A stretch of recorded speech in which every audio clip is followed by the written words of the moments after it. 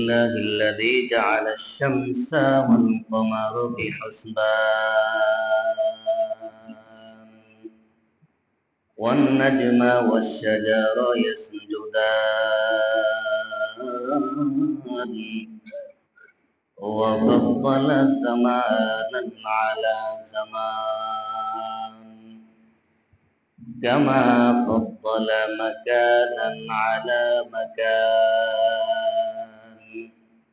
وإنسانا على إنسان ونشهد أن لا إله إلا الله وحده لا شريك له ونشهد أن سيدنا وسندنا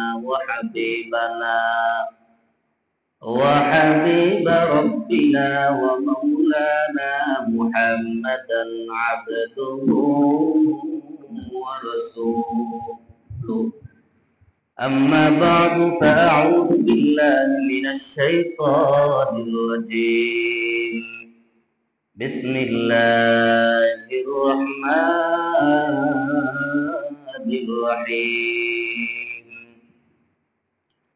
وما أرسلناك إلا رحمة للعالمين صدق الله العظيم وصدق رسوله النبي الكريم ونحن على ذلك من الشاهدين والشاكرين والذاكرين والحمد لله رب العالمين قالوا سبحانك لا علم لنا إلا ما علمتنا إنك أنت العليم الحكيم رب اشرح لي صدري ويسر لي أمري واحلل عقدة من لساني يفقهوا قولي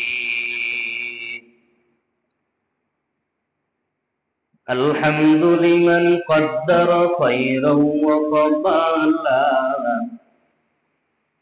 الحمد لمن قدر خيرا وقبالا والشكر لمن صور حسنا وجمالا والشكر لمن صور حسنا وجمالا فرد صمد عن صفة الخلق بديع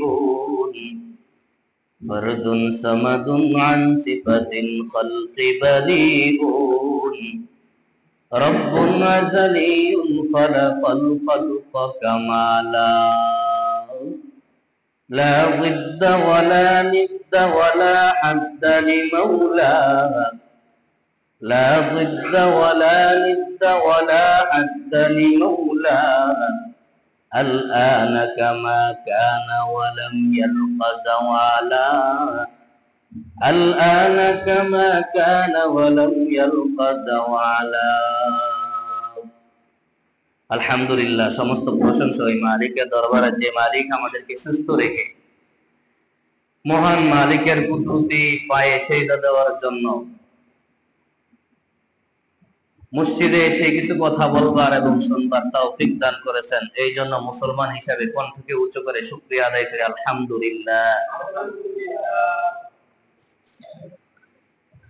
আমাদের গত সপ্তাহের আলোচ্য বিষয় ছিল হিজরত সম্পর্কে, কিন্তু হিজরত শুরু করার আগে সময় শেষ হয়ে গেছে।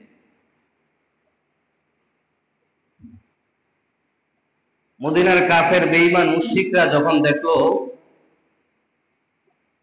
মক্কার কাফের বেঈমান মুশরিকরা যখন দেখলো মক্কা থেকে সমস্ত মুসলমানরা ধন সম্পদ ছেলে সন্তান নিয়ে বিদায় নিচ্ছে মদিনার পথে, তখন মক্কার কাফের বেঈমান মুশরিকদের মাথা গরম হয়ে গেছে। কি হয়ে গেছে? গরম হয়ে গেছে। চিন্তা করলো যে আমাদের যে যেই জম বুঝেননি,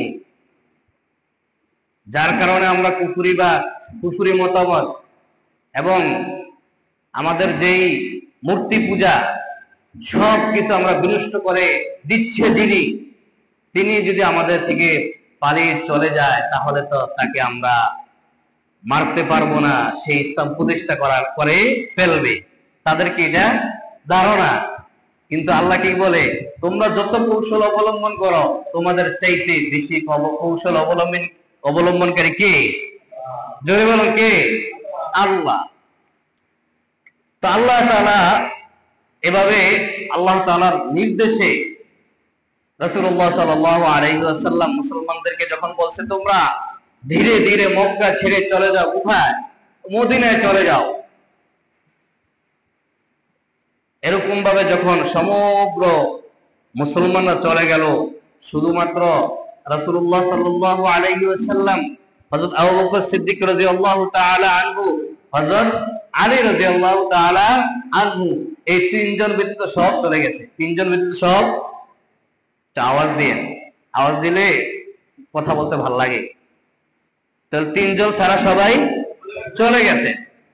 কিন্তু তার মধ্যে কুরাইশবাসীরা কিছু মুসলমানদেরকে আটক করে রেখেছে, তারা যেতে পারে না। এখন আল্লাহ তাআলা নির্দেশ আসলেই পয়গম্বর মুহাম্মদ রাসূলুল্লাহ সাল্লাল্লাহু আলাইহি ওয়াসাল্লাম চলে যাবে। রাসূল আল্লাহ তাআলার নির্দেশ আসলো, হে মুহাম্মদ তুমি চলে যাও, তোমার বিরুদ্ধে অনেক ষড়যন্ত্র চলছে। বলে কাফেররা পরামর্শ সভায় বসছে, এক একজন এক এক পরামর্শ দেয়। কেউ কেউ দেশান্তর করে দাও, কেউ কয় আবার এই জেলখানায় ঢুকাও। কিন্তু শয়তান কি কয়, আমার মনে ধরে না তোমাদের। শয়তান বড় শায়েক, মানে জুব্বা পুইরা, পাগড়ি পুইরা, এই দাড়ি নিয়া শয়তান কিছু আমি বড় হিসাব। এদেশে কিছু কিছু মানুষ এমন আছে না, বুম মারলেও সূরা ফাতিহা বার হতো নাকি, জুব্বা পাগড়ি পুইরা মসজিদে জুতা চুরি করে। আছেন এমন? নাম পরে কে? হুজুর জুতা চুরি করছে। নাম পরে কার? কথা বলেন, নাম পরে কার? হুজুরে। কিন্তু সে কি হুজুর? কি চোর। লেবাস দশে হুজুরের, লেবাস দশে আলেমের, ঠিক নেই? ঠিক শয়তান এই জুব্বা পইরা, সবকিছু পইরা, বলে আমি ওই এলাকার বড় শায়েখ। তখন আবু জাহেল কইছে, মুহাম্মদের কোনো দেশান্তর করা হবে না, জেলখানা হবে না, মুহাম্মদকে কতল করো। তখন ওই পিসাব খুশি। পিসাবকে জোরে কর না, পিসাবকে? শয়তান। কেমনে কতল করব? বলে প্রত্যেকটা গোত্রের এক একজন যুবক ঠিক করো, 100টা গোত্রের 100 জন যুবক ঠিক করো, সকলে মিলে যদি মুহাম্মদকে হত্যা করে, বলে কেস দিল, এত মানুষের কেস নিব, বলে কারো প্রহার করবো, কারো ধরবো, ঠিক না? এরকম হয় না মাঝে মাঝে দেশ গ্রামে? সবাই এলাকার সবাই মিল্লা এক জাফে কি করে ঝগড়া করে, তখন কার নামে কেস দিব নির্দিষ্ট করে দেয় না, হড়ালা দিয়ে দেয়। আবু জাহেল চিন্তা করলো, যদি প্রত্যেক এলাকার মধ্যে এক একজন যুবক তৈরি হয়ে যায় যে সাহসী বীর পালন, সবাই যদি একযোগে মুহাম্মদের উপর হত্যা চালায়, যদি বিচার হয়, কেস দেয়, আদালতে যাইতে হয়, নাম স্পষ্ট করতে পারবে না, কয়জনকে বিচার করবে, ঠিক না? আল্লাহ তাআলা ফেরেশতাদের মাধ্যমে আমার আপনার পয়গম্বরকে জানাইয়া দেয়, ও নবী ও পয়গম্বর, আপনি চলে যান। কোথায়? মদিনায় চলে যান। আমার আপনার পয়গম্বর সব কিছু নিয়ে যখন বের হবে, দেখে চতুর্পাশ দিয়ে ঘিরে ফেলছে কে? কাফের বেঈমান মুশরিকরা। এর আগে আমার আপনার পয়গম্বর আলী রাদিয়াল্লাহু তাআলা আনহুকে ডাক দিয়া বলে, আলী আমি তো চলে যাব। দেখেন কাফেররা রাসূলকে অনেক বিশ্বাস করত, রাসূল নবী থাকার সত্ত্বেও কাফেররা রাসূল সাল্লাল্লাহু আলাইহি ওয়াসাল্লামের কাছে অর্থ কি দিত? আমানত রাখতো, টাকা পয়সা ধন দৌলত কি রাখতো? আমানত রাখতো। রাসূলুল্লাহ সাল্লাল্লাহু আলাইহি ওয়াসাল্লাম আলীকে ডাক দিয়া বলে, আলী আমার কাছে তো অনেক ধন দৌলত কাফের মুশরিকদের আমানত রয়েছে, তুমি থাকো, আমরা যাওয়ার পরে তুমি এই তাদের অর্থগুলো তাদের কাছে পৌঁছায় দিও। সুবহানাল্লাহ বলতেন না? আর আমরা হইলে আমারে হত্যা করবে, কতল করবে, আবার টাকা, তার টাকা পয়সা তুমি লয়ে ভাগি, ঠিক না? আমার আপনার পয়গম্বর আলী রাদিয়াল্লাহু তাআলা আনহুর হাতে তার অর্থ বুঝাইয়া দিলেন, কার কার সম্পদ সব কিছু বুঝাইয়া দেওয়ার পর বলে, আলী আমরা চলে যাই, তুমি সকালবেলা হইলে সকলকে এগুলা বন্টন করে দিও। আলী আবার চিন্তা করছে, আলী রাদিয়াল্লাহু তাআলা আনহু বলে, ইয়া রাসূলুল্লাহ আমাকে একটু অনুমতি দেন। কি অনুমতি? আমি আপনি যেই জায়গায় শোন ওই জায়গায় আমার শোয়ার অনুমতি দেন। সুবহানাল্লাহ বলেন না? বলে কেন? বলে আপনি যে জায়গায় শোন, আমি যদি শুই তাহলে আমার পিঠটা জাহান্নাম থেকে হারাম হয়ে যাবে। আর একটা বিষয় হচ্ছে, যদি আমাকে চিন্তা করে, আমাকে পেয়ে যদি তারা প্রহার করে, আঘাত করে, আমাকে আঘাত করতে করতে আপনি চলে যাবেন। আর যদি আপনার জায়গাটা ফাঁকা দেখে তাহলে চিন্তা করবে আপনি চলে গেছেন, আপনার পিছু ধরবে। আল্লাহর নবী পয়গম্বর অনুমতি দেওয়ার পর যখন বের হবেন, চাইয়া দেখে চতুর্পাশে কাফের বেঈমান মুশরিকরা গিরো দিয়ে রাখছে, এরাও দিয়ে রাখছে, সবার হাতে অস্ত্র শস্ত্র নিয়ে দাঁড়িয়ে আছে। আমার আপনার আল্লাহ ডাক দিয়া বলে, ও নবী পয়গম্বর আপনি এক মুষ্টি মাটি নেন আর বলেন, ওয়াজআলনা মিন বাইনি আইদিহিম সাদ্দা ওয়া মিন খালফিহিম সাদ্দান ফাগশাইনাহুম ফাহুম লা ইউবসিরুন। আল্লাহু আকবার। আল্লাহর আকবার, কষ্ট লাগে। আমার আপনার পয়গম্বর এই আয়াত পড়িয়া একটু মাটির মধ্যে কুদিয়া যখন এরকম ভাবে সিধা দিলেন, আল্লাহ তাআলা প্রত্যেকটা কাফের বেঈমান মুশরিকের চোখের মধ্যে নিয়ে পালাইয়া দিলেন। সুবহানাল্লাহ। কাফের বেঈমানরা এভাবে চোখ চুলকাইতেছে, আমার আপনার পয়গম্বর মাঝে দিয়ে চলে গেল। সুবহানাল্লাহ বলতেন না?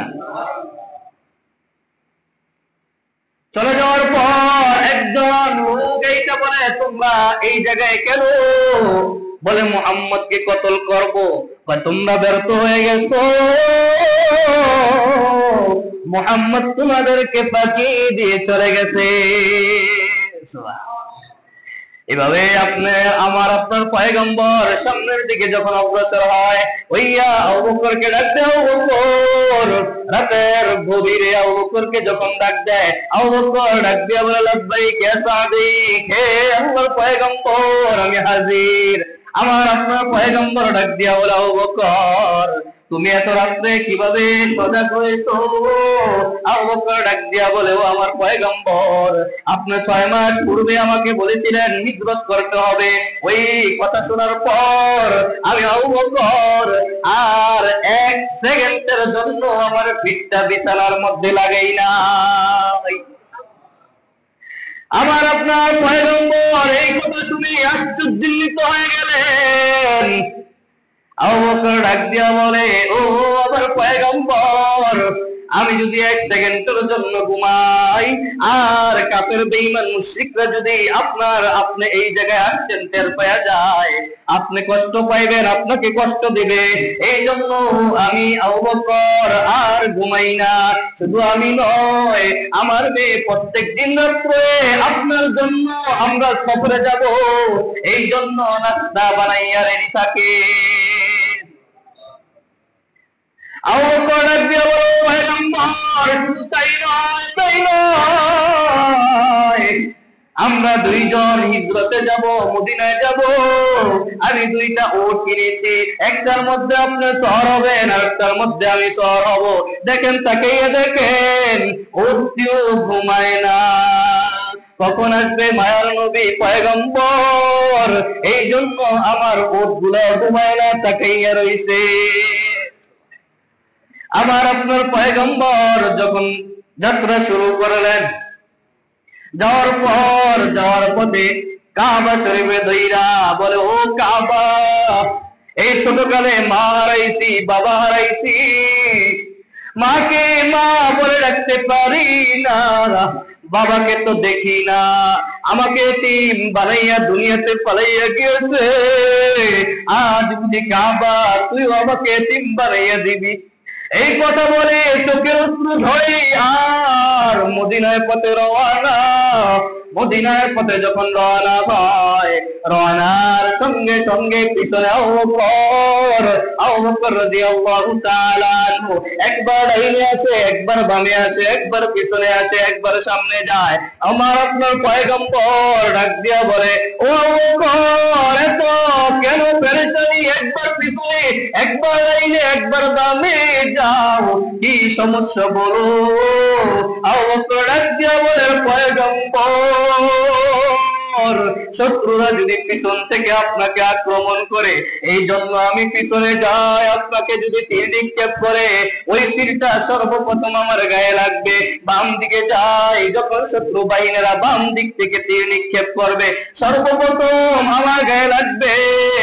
বা ডান দিকে যাই, যদি তা তীর নিক্ষেপ করে শত্রুরা, ওই তীরটা সর্বপ্রথম আমার গায়ে লাগবে। সুবহানাল্লাহ। কেমন ছিলেন আবু বকর? এই জন্য তো কয়, दुनिया के सदाकत में तेरा नाम रहेगा, दुनिया की सदाकत में तेरा नाम रहेगा, सिद्दीक तेरा नाम से इस्लाम रहेगा, सिद्दीक तेरा नाम से इस्लाम रहेगा, दुनिया के अदालत में तेरा नाम रहेगा, दुनिया की अदालत में तेरा नाम रहेगा, फारूक के तेरा नाम से इस्लाम रहेगा, फारूक से तेरा नाम से इस्लाम रहेगा, दुनिया के सखावत में तेरा नाम रहेगा, दुनिया की सखावत में तेरा नाम रहेगा, उस्मान तेरा नाम से इस्लाम रहेगा, उस्मान तेरा नाम से इस्लाम रहेगा, दुनिया के शुजाअत में तेरा नाम रहेगा, दुनिया के शुजाअत में तेरा नाम रहेगा, हैदर से नाम से इस्लाम रहेगा, हैदर से तेरा नाम से इस्लाम रहेगा। বলে আবু বকর কেমন সত্যবাদী ছিলেন জানো? আমার আপনার পয়গম্বর যখন মেরাজে গেলেন, মেরাজ থেকে আসার পর কাফের বেঈমান মুশরিকরা যখন শুনলেন আমার আপনার পয়গম্বর মেরাজ করে আসছেন, আল্লাহর সাথে দেখা করে আসছেন, কাফের বেঈমানরা ঠাট্টা বিদ্রুপ শুরু করেছেন। আর আবু বকরকে ডাক দিয়া বলে, আবু বকর, তোমার বন্ধু পাগল হয়ে গেছে। তোমার বন্ধু বলে আল্লাহর সাথে দেখা করে আসছে। বলে কে বলছে? বলে মুহাম্মদ বলছে। বলে যদি মুহাম্মদ বলে থাকে তাহলে সত্যবাদী। সুবহানাল্লাহ বলেন না? এই জন্য আল্লাহ তাআলা সঙ্গে সঙ্গে লকব দিয়ে দিয়েছেন, আবু বকরের সামনে সিদ্দিক দিয়ে দিয়েছেন। এই জন্য আমার আপনার পয়গম্বর যখন মদিনায় রওনা হয়, আবু বকর একবার পিছনে, একবার সামনে, একবার ডানে, একবার বামে, এরভাবে যখন ওই গুহার মধ্যে যায়, সৌর নামক যে গুহা, ওই গুহার মধ্যে যখন যায়, আমার আপনার পয়গম্বর একটু রেস্টের জন্য যায়। ওই জায়গায় যাওয়ার পর দেখে, আবু বকর দেখে চতুর্পাশ দিয়ে ছোট ছোট ক্ষুদ্র ক্ষুদ্র কি আছে? গর্ত আছে। কি আছে? জোরে কথা বল, কি আছে? গর্ত আছে। আবু বকর চিন্তা করলো, এই গর্তের মধ্যে যদি সাপ থাকে তাহলে আমার আপনার পয়গম্বরকে এরকম ভাবে ধ্বংসন করতে পারে। এই জন্য আবু বকর নিজের কাপড় ছিঁড়ে ছিঁড়ে ছিঁড়ে ছিঁড়ে সমস্ত গর্তগুলো বন্ধ করে দিয়েছেন। একটা গর্ত বাকি ছিল, কাপড় নাই। আল্লাহর হাবিব এখন একটু রেস্ট নেবেন। আবু বকরের এরকম ভাবে রানের উপর মাথা নিয়ে যখন একটু ঘুমায় গেলেন, একটা যে গর্ত বন্ধ করতে পারে না, আবু বকর নিজের পায়ের আঙ্গুল দিয়ে ওই গর্তটা বন্ধ করে দিয়েছেন। সুবহানাল্লাহ। হঠাৎ করে দেখে আবু বকর পায়ের মধ্যে কিসে আঘাত, বারবার আঘাত করে। ওই গর্তের মধ্যে ছিল একটা সাপ। অনেক বছর ধরে ওই সাপটা ছিল। ওই সাপটা আমার আপনার পয়গম্বরকে দেখার জন্য ছিল। বারবার আবু বকরের পায়ের মধ্যে ঠুকুর দেয়। বিষের জ্বালা যন্ত্রণা আবু বকর সহ্য করতে পারে না। হঠাৎ করে অজান্তে চোখের অশ্রু আমার আপনার পয়গম্বরের গায়ের উপর পড়ে গেলেন। আমার আপনার পয়গম্বর উঠে দাঁড়াইলেন, দাঁড়াইয়া বসলেন, বইসা বললে, আবু বকর তুমি কেন কাঁদো? আল্লাহর হাবিবের কথা শোনা। আবু বকর বলে, এইভাবে কোনো সমস্যা নাই। আমার আপনার পয়গম্বর বললেন, না না, বলো কি সমস্যা, আমাকে বলো। আমার আবু বকর রাদিয়াল্লাহু তাআলা আনহু বললেন, এ পয়গম্বর কি যেন আমার পায়ে বিষাক্ত জিনিস ঠোকর মারে। বলে, পা গুলো টান দিয়ে আনো। পা আনার পর দেখে সাপে ঠোকর মারছে, রক্তে রঞ্জিত হয়ে গেছে। আমার আপনার পয়গম্বর একটু লাগাই দেওয়ার সঙ্গে সঙ্গে সব ঠিক হয়ে গেছে। সাপকে আমার আপনার পয়গম্বর ডাক দিয়ে বলে, সাপ বের হয়ে আসো। সাপ সঙ্গে সঙ্গে বের হয়ে আসলেন, আর সাপকে বললেন, এ সাপ তুমি কেন আবু বকরের গায়ে, তুমি কেন বিষাক্ত এরকম ভাবে ঠোকর মারলা, বলো। সাপকে আল্লাহ তাআলা জবান করে দেয়। সাপ ডাক দিয়ে বলে, ও পয়গম্বর, আমি বনি ইসরাইলের যুগে শুনছি আপনি মদিনায় যাওয়ার পথে এই গর্তের মধ্যে থাকবেন, ডুববেন। আমি আপনাকে দেখার জন্য ওই যুগ থেকে এই গর্তের মধ্যে ঢুকে আছি।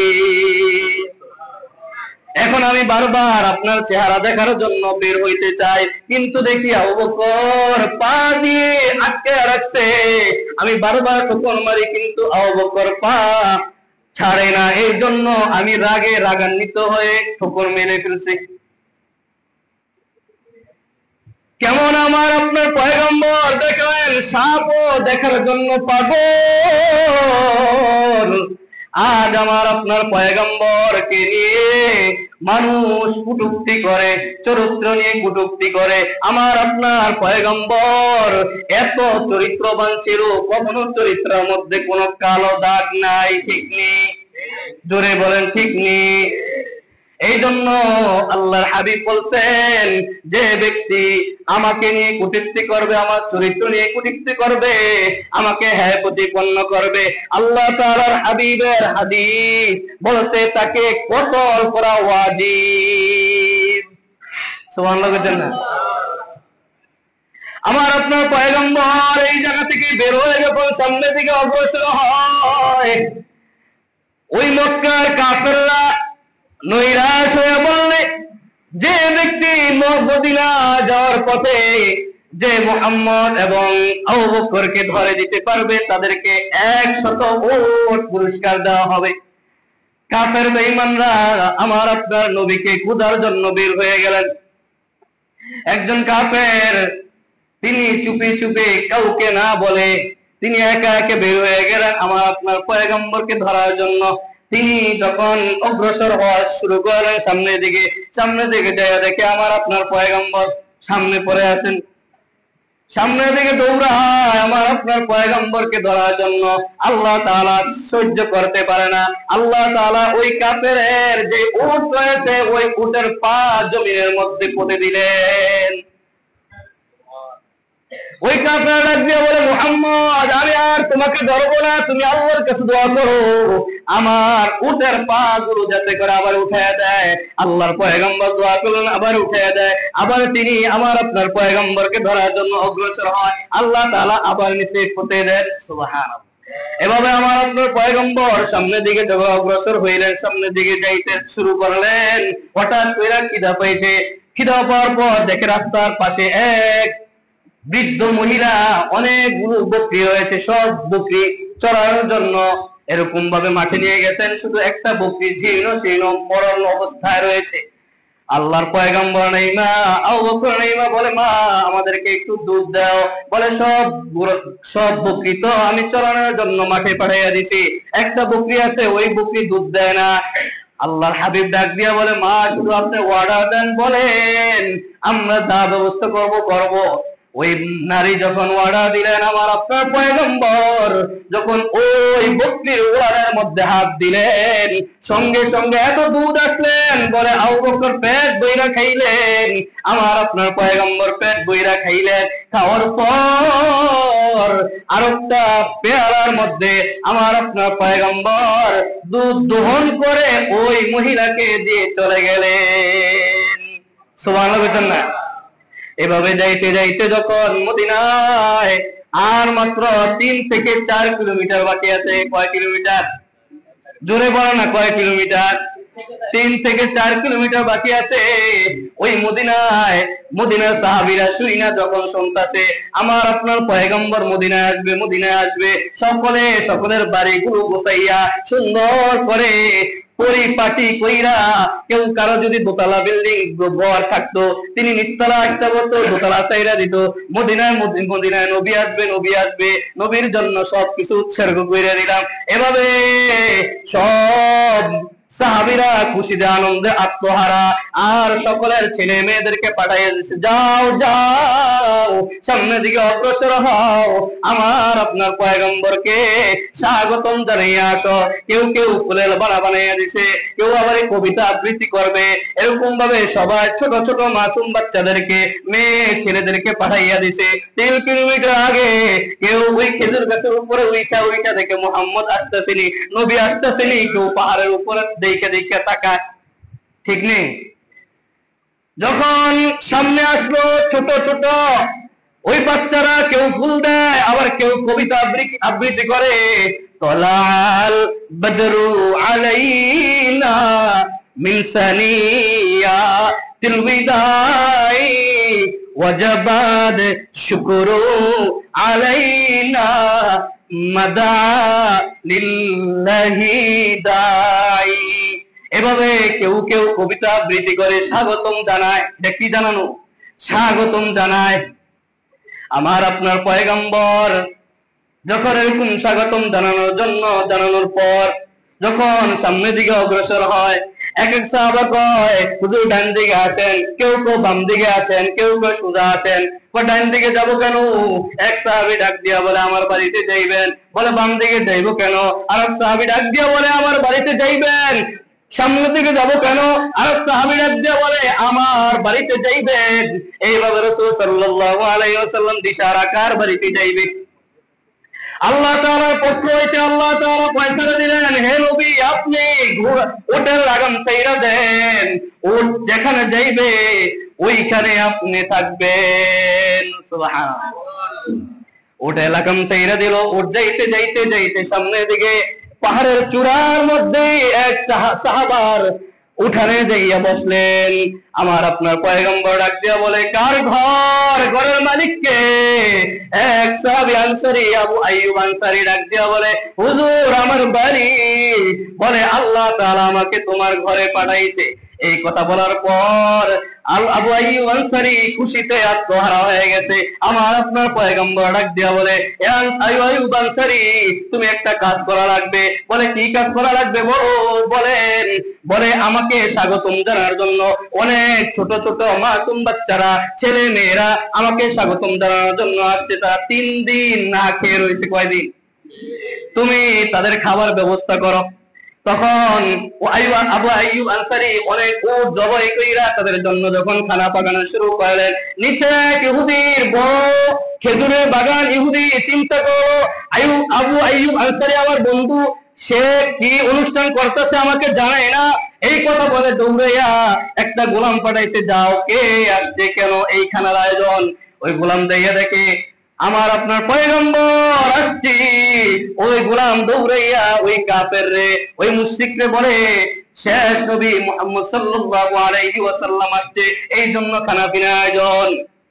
ওই বড় ইহুদিদের পাদ্রী দৌড়াইয়া আমার আপনার পয়গম্বরের কাছে যাইয়া বলে, হে আল্লাহর নবী, আমি তাওরাত কিতাবের হাফেজ, আমি সব মুখস্থ করে দিয়েছি, আমি আপনাকে চিনি ভালো করে, আমাকে আপনি কালিমা পড়াইয়া দেন। বলে, তাহলে দেরি কেন? বলে, আমি একা পড়বো না। বলে, কেন? বলে, আমি অনেক খ্রিস্টানদের সর্দার সকলকে নিয়ে আসি। সকলকে যখন নিয়ে আসলেন, আসার পর বলে, হে আল্লাহর নবী, আমি ইসলাম ধর্ম গ্রহণ করব, তবে 3টা শর্ত, 3টা প্রশ্ন করব। বলে, 3টা প্রশ্ন কি? বলে, 1 নম্বর প্রশ্ন, যারা জান্নাতে যাবে তাদের খাবার কি হবে? আমার আপনার পয়গম্বর ডাক দিয়া বলে, তাদের খাবার হবে মাছের, তাদের নাস্তা হবে মাছের কলিজা কে ভুনা করে কাবাব বানাইয়া তাদের নাস্তা হবে। সুবহানাল্লাহ। ওই কাফের ডাক দিয়ে বলে, সাদাক্তা, অবশ্যই আপনার কথা সত্য। দ্বিতীয় প্রশ্ন, বলে, হে আল্লাহর নবী, এরকম ভাবে 3টা প্রশ্ন করার পর যখন আবার আপনার পয়গম্বর সমস্ত প্রশ্নের উত্তর দিয়ে দিলেন, ওই কাফের আমার আপনার পয়গম্বরের হাত ধরিয়া বললেন, আশহাদু আল্লা ইলাহা ইল্লাল্লাহু ওয়া আশহাদু আন্না মুহাম্মাদান আবদুহু ওয়া রাসূলুহু। আর তার ভক্ত সবাই আল্লাহ পয়গম্বরের পায়ে ধইরা বলে, আমরা এতদিন গুমরাহের পথে ছিলাম, আমাদের উস্তাদকে, আমাদের পাদ্রীকে আপনি কালিমা পড়াইয়া দেন, আমাদেরকে কেন রাখলেন? আমাদেরকেও পড়াইয়া দেন। সকলে বলি, আশহাদু আল্লা ইলাহা ইল্লাল্লাহু ওয়া আশহাদু আন্না মুহাম্মাদান আবদুহু ওয়া রাসূলুহু সাল্লাল্লাহু আলাইহি ওয়াসাল্লাম। আল্লাহ